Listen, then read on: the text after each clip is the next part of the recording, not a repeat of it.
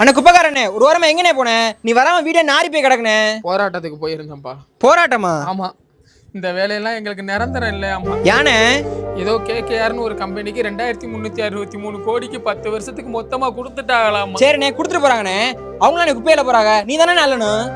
என்னப்பா நீ புரியாதனமா பேசுற? இனி இந்த வேலையில யாரை வைக்கணும், யாரை வைக்க கூடாது, யாருக்கு எவ்வளவு சம்பளம் கொடுக்கணும் எல்லாமே அவங்க தான் முடிவு பண்ணுவாங்களாமா. அதுவும் 10-12 ரூபா தான் கொடுப்பாங்களாமா. அந்த 10-12 ரூபா வச்சு இந்த காலத்துல பருப்பு அரிசி கூட வாங்க முடியாதுப்பா. இப்போ வாங்க நம்மளாம் சேர்ந்து போராட்டம் பண்ணுவோம். அதெல்லாம் முடிஞ்சிருச்சுப்பா. போராட்டம் பண்ணி ஒரு பிரயோஜனம் இல்லப்பா. பாத்தியா, கோடியில கிடந்த குப்பை கூட கோடி கணக்குல போயிருச்சு. அதை சுத்தம் பண்ண நாங்க தெருக்கோடிக்கு போயிட்டோம்ல. சரி விடு, நான் இந்த வேலை இல்லைன்னா வேற வேலை.